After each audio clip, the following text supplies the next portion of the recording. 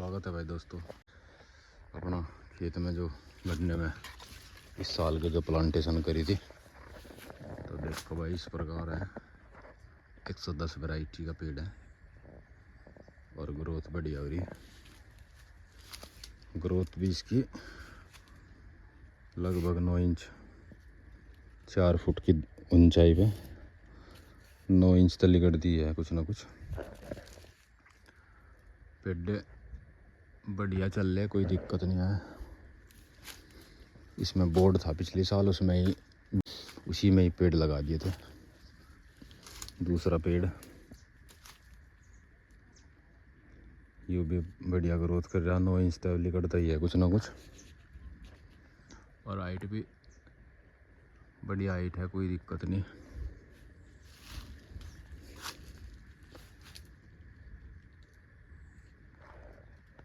पेड़ 8-9 महीने के पेड़ हो लिए। और भाई नीचे घास की दवाई भी लग रही, जो लाइन में पेड़ थे उस वहाँ छोड़ दी थी बस लाइन।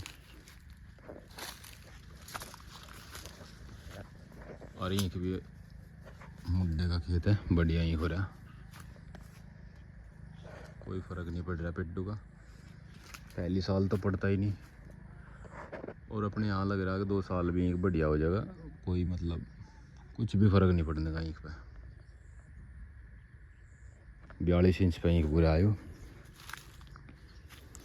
और लाइन तक लाइन की दूरी इतना तो कम होना ही चाहिए।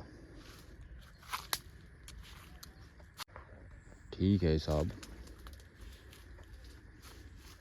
ईंख भी ठीक है और अपने पेड़ भी बीच में ठीक हो रहे। मुड्डा थोड़ा सा लेट निकालूंगा, कारण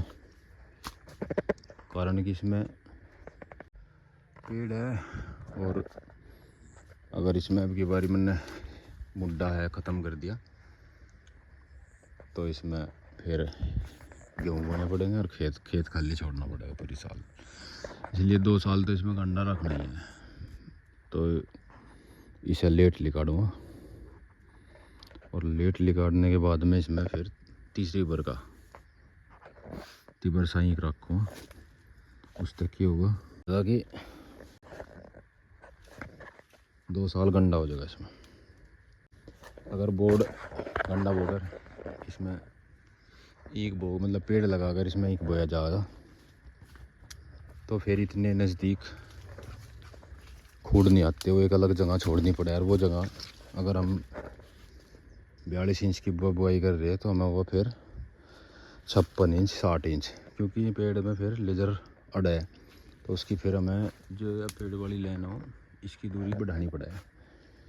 तो पेड़ के बीच में फिर दिक्कत आवे है। तो मेरे हिसाब से तो मुड्डे के खेत में ही पेड़ लग जा और 2 साल उसमें मुड्डा मतलब बोर्ड में लग जा, और फिर इसमें मुड्डा और तिबरसा रह जा। तो ईंख की लाइन पे फ़र्क पड़ने का ना गन्ना कटने का।